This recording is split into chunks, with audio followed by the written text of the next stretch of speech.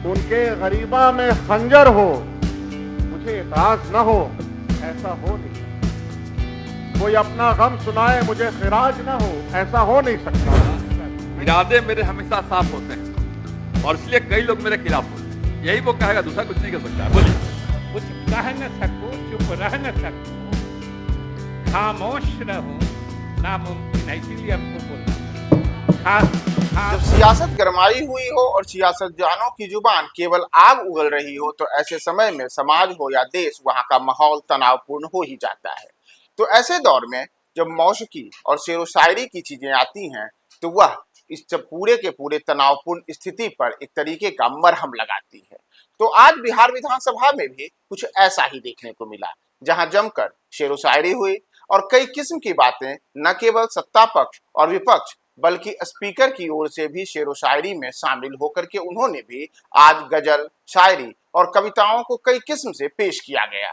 नमस्कार, आप देख रहे हैं न्यूज फॉर नेशन और मैं हूं प्रियदर्शन। और हम आज बिहार विधानसभा में जो शेरो शायरी का दौर चला उसके ऊपर अगर बात करें, तो आज सियासी तपिश में शेरो शायरी और संगीत एक तरीके से बिहार विधानसभा में मोहब्बत के पुल के तौर पर सामने आए। और जहां सियासतदानों की जुबान से निकलने वाले भाषण नफरत बढ़ाते हैं, वहीं आज सियासतदानों ने गजल, गीत, कविता और शेर के माध्यम से यह सोचने को मजबूर कर दिया कि देश में क्या हो रहा है और क्या होना चाहिए।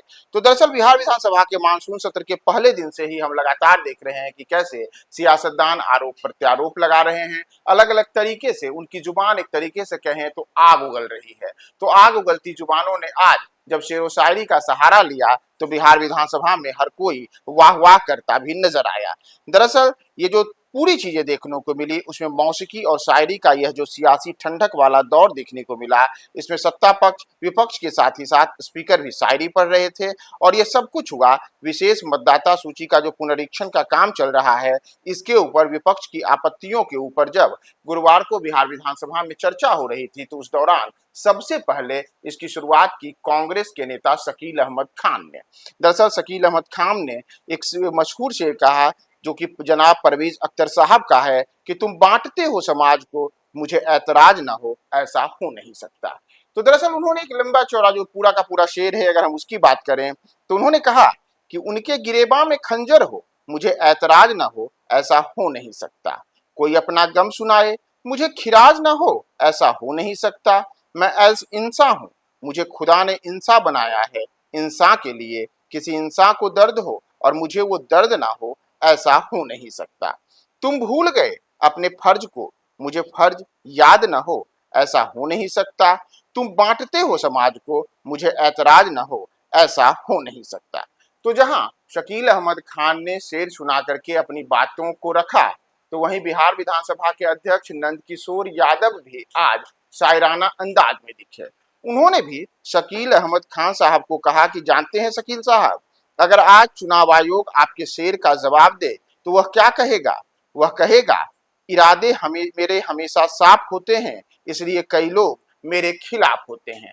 तो जहां मेरे खिलाफ होते हैं वाली बातें नंदकिशोर यादव ने कही, तो इसके बाद फिर से एक बार शकील अहमद खान ने उनको जवाब भी दिया, या कहीं कुछ सटल में जो अपनी बातें उन्होंने रखी, वह भी उन्होंने एक बार फिर से शेरो शायरी के माध्यम से ही रखी।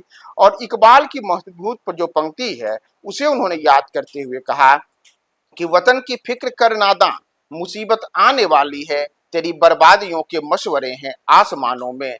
न समझोगे तो मिट जाओगे हिंदुस्तान वालों, तुम्हारी दास्तां तक न होगी दास्तानों में।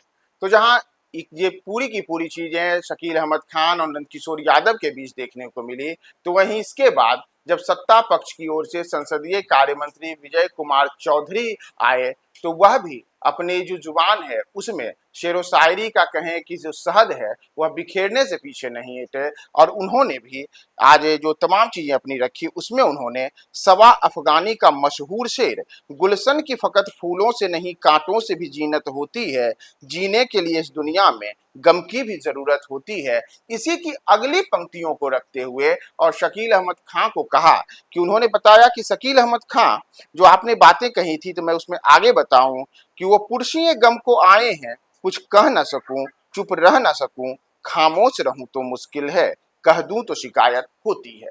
तो आज बिहार विधानसभा का जो पूरा का पूरा माहौल दिखा वह शेरो शायरी वाला दिखा और एक लंबे अरसे के बाद बिहार विधानसभा में कुछ अलग किस्म का माहौल भी।